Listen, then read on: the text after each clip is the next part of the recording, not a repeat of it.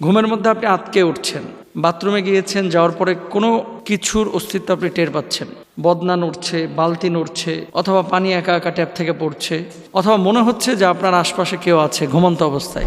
ঘরে যদি দুষ্ট জিন থাকে তাহলে এই দুষ্ট জিনকে ঘর থেকে তাড়ানোর কোনো আমল আছে কিনা। ঘরের মধ্যে যদি দুষ্ট জিন থাকে আপনি বুঝবেন কিভাবে, এবং যখন আপনি বুঝে যাচ্ছেন যে আপনাকে কেউ ডিস্টার্ব করছে তখন সেই দুষ্ট জিনকে আপনি বাড়ি থেকে তাড়াবেন কিভাবে। এই প্রশ্নটা কিন্তু অনেকেরই। দেখেন, কিছু জিন আছে যে জিনগুলো মানুষকে ঘুমের মধ্যে ডিস্টার্ব করে, আর কিছু জিন আছে যেগুলো জাগ্রত অবস্থায় আপনাকে ডিস্টার্ব করে।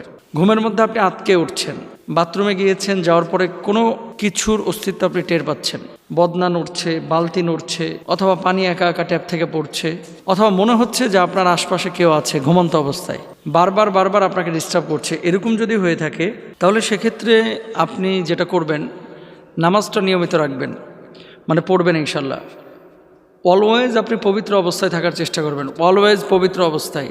যদি অপবিত্র অবস্থায় থাকেন তাহলে কিন্তু আল্লাহ সুবহানাহু ওয়া তাআলা আপনাকে এই অপবিত্রতার কারণে যেমন অপছন্দ করেন, তদ্রূপভাবে জিনেরা, অনিষ্ট যারা করতে চায়, আপনার ক্ষতি যারা করতে চায়, তারা আপনাকে পছন্দ করবেন। মানে শয়তান আপনাকে পছন্দ করবে, আর পবিত্র আল্লাহ সুবহানাহু ওয়া তাআলা আপনাকে অপছন্দ করবে। পবিত্রতার পাশাপাশি 5 ওয়াক্ত নামাজটা পড়ে আয়াতুল কুরসি এবং চারকুল পরে বুকের উপরে ফু দিয়ে বা হাতের তালুর উপরে ফু দিয়ে পুরো শরীরটা আপনারা মুছে নেবেন। এটাকে শরীর বন্ধ করা বলা হয়। অনেকে আপনারা বলেন যে মোহতারাম, শরীর আবার বন্ধ করে কিভাবে? শরীর বন্ধ করার একটা ওয়ে হচ্ছে এটা। শরীর যদি আপনি বন্ধ করতে চান, এভাবে শরীর আপনি বন্ধ করতে পারেন ইনশাআল্লাহ তাআলা। আচ্ছা, তাহলে 1 নম্বর আমরা কি করব? পবিত্রতা অর্জন করব, পবিত্র অবস্থায় থাকব। ফরজ যদি গোসল আপনার ওপরে আসে, অর্থাৎ গোসল যদি ফরজ হয়ে যায় বা অত্যাবশ্যক যদি হয়ে যায়, তাহলে আপনি যত দ্রুত সম্ভব গোসল করে নেবেন। অনেক সময় স্বামী স্ত্রী একান্ত সম্পর্ক স্থাপন বা মেলামেশার পরে আপনারা গোসল করতে বিলম্ব করেন, ফজরের জন্য অপেক্ষা করেন, অথবা অফিস যাওয়ার সময়ের জন্য অপেক্ষা করেন। এমনটা করবেন না। এরকম করলে বদজিনের আসর আপনার ওপরে পড়তে পারে। ঘরে যখন প্রবেশ করতেছেন সালাম দিয়ে প্রবেশ করবেন, এবং চেষ্টা করবেন ঘরে প্রবেশের পরে একবার আয়াতুল কুরসি পড়তে। তারপরে নিয়মিত কোরআন তেলাওয়াতটা করবেন। বিশেষ করে যারা জিনের আসর থেকে বাঁচতে চান, সবচেয়ে কার্যকরী আমল হচ্ছে সূরা বাকারার আমল। অর্থাৎ আপনারা যারা পড়তে পারবেন না, যেহেতু 2.5 পারার মতো প্রায় সূরা বাকারা, দীর্ঘ সূরা, তো আপনারা যেটা করবেন, মোবাইলের লাউড স্পিকারে এই সূরা বাকারাটা ছেড়ে রাখবেন ঘরের মধ্যে। যেই ঘরের মধ্যে সূরা বাকারা লাউড স্পিকারে এরকম ছেড়ে রাখা হয়, সেই ঘরে বদজিন থাকতে পারে না। খাবার যখন আপনি খাবেন বা খাচ্ছেন, মাসনুন দোয়াগুলো পড়বেন। বিশেষ করে বিসমিল্লাহ বলবেন, তারপরে আল্লাহর শুকরিয়া আদায় করবেন। আরেকটি বড় সমস্যা যেটা আমাদের সমাজে দেখা যায়, বদজিন যদি ঘরের মধ্যে থাকে, অনেকে কি করে দেখবেন, জিনে ইফেক্টেড বা ঘরে খারাপ কিছু হচ্ছে সে টের পাচ্ছে, তারপরেও ওই যে দেখবেন মূর্তি, তারপরে কঙ্কালের ছবি, তারপরে ঘরের মধ্যে মৃত মানুষের ছবি, এই ছবিগুলো তারা সেটে রেখে দেয়। এটা করবেন না আপনারা। এটা করলে যেটা হয়, যেই ঘরে যত বেশি ছবি ঝুলানো থাকবে সেই ঘরে তত বেশি জিনের আসর পড়বে, বদজিনের আসর পড়বে। এই জন্য আপনারা এই কাজটা করবেন না ইনশাআল্লাহ তাআলা। তাহলে এখান থেকে আমরা কি পেলাম, যে ঘরের মধ্যে যদি বদজিন থাকে তাহলে শরীরটাকে বন্ধ করার জন্য, আমি আবারও বলে দিচ্ছি, ঘরে বদজিন থাকলে শরীর বন্ধ করার জন্য বা অনিষ্ট থেকে বাঁচার জন্য আপনারা যেটা করবেন, 1 নম্বর হচ্ছে আয়াতুল কুরসি পড়ে শরীরটারে বন্ধ করবেন। 5 ওয়াক্ত নামাজের পরে হাতে ফুৎকার দিয়ে শরীরটার উপরে হাতটা মুছে দেবেন। 2 নম্বর, ঘরের মধ্যে অপবিত্র কোনো কিছু রাখবেন না। 3 নম্বর, আমি বললাম যে যদি গোসল আপনার উপরে ফরজ হয়ে যায়, গোসল ফরজ হইলে যত দ্রুত পারেন গোসলটা করে ফেলবেন ইনশাআল্লাহ তাআলা। 4 নম্বর আরেকটি বিষয় আপনাদেরকে বলেছি, সূরা বাকারা লাউড স্পিকারে আপনারা ছেড়ে রাখবেন ঘরের মধ্যে।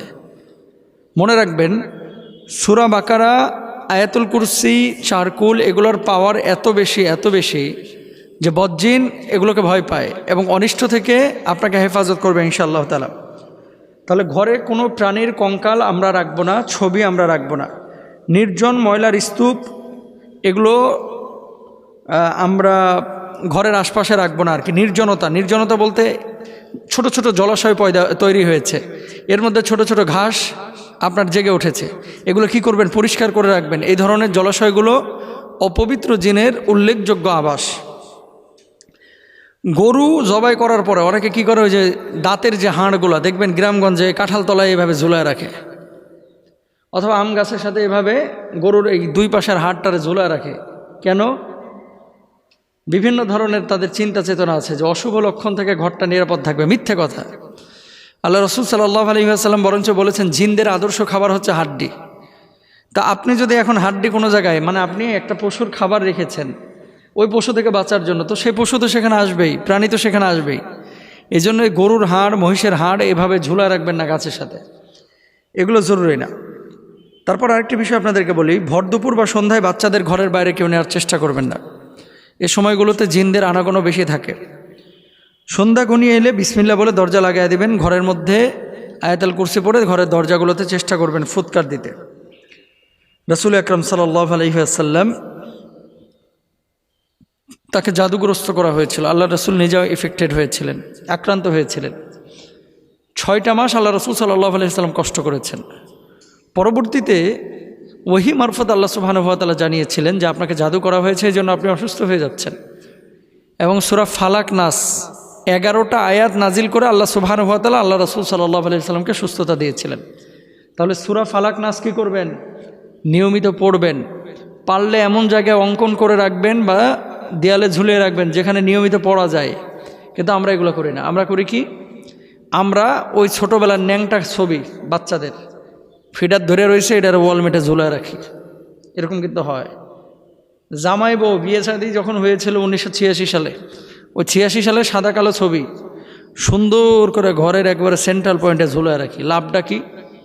তখন তো আপনি ছিলেন জোয়ান, দেখতে সুন্দর ছিলেন, এখন তো দাঁত পড়ে গেছে, ওটা দেহে লাভটা কি?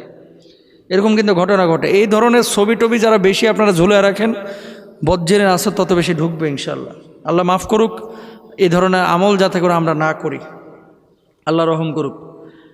আরেকটা বিষয় আপনাদেরকে বলি, এটা আমাদের বাংলাদেশে বিশেষ করে অনেকেই হিন্দুয়ানা কালচার মনে করেন। সেটা কি? সুগন্ধিযুক্ত কাঠ।